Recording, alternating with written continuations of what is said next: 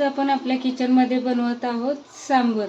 सांबर बनवण्यासाठी लागणारे साहित्य आहे भोपळा, कांदा, टोमॅटो. हे सर्व साहित्य आपण कट करून घेतलं आहे.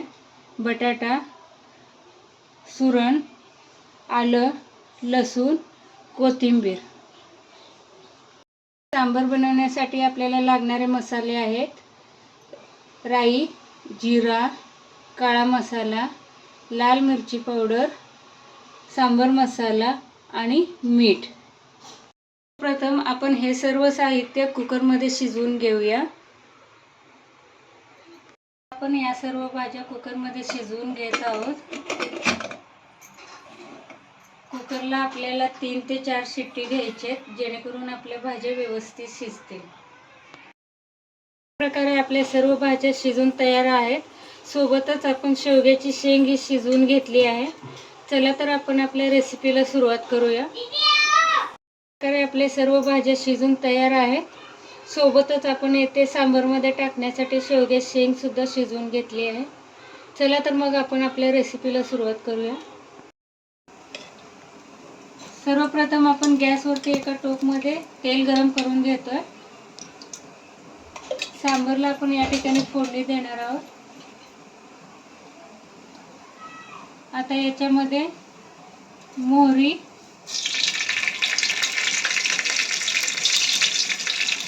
जिरा,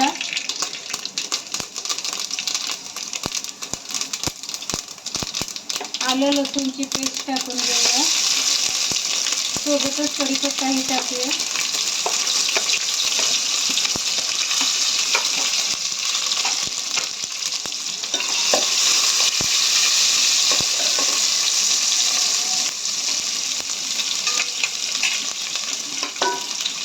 आता याच्यामध्ये लाल मिरची पावडर टाकूया, काळा मसाला आणि सांबर मसाला. या ठिकाणी सांबर मसाला आपण थोडासा टाकलाय. उरलेला सांबर मसाला आपण शेवटी टाकणार आहोत. मसाले व्यवस्थित परतून झाल्यानंतर याच्यामध्ये जे आपण भाजी शिजवून घेतली आहे ते टाकून घेऊया.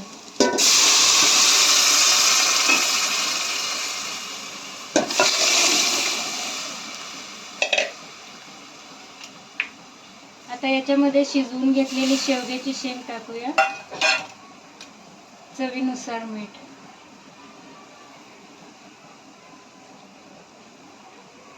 तुम्ही बघू शकता आपल्या सांबरला छान अशी उकळी आली आहे आणि मस्त अशी तरी आलेली आहे.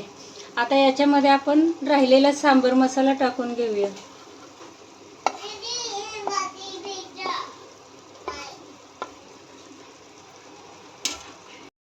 अशा प्रकारे आपले सांबर तयार आहे.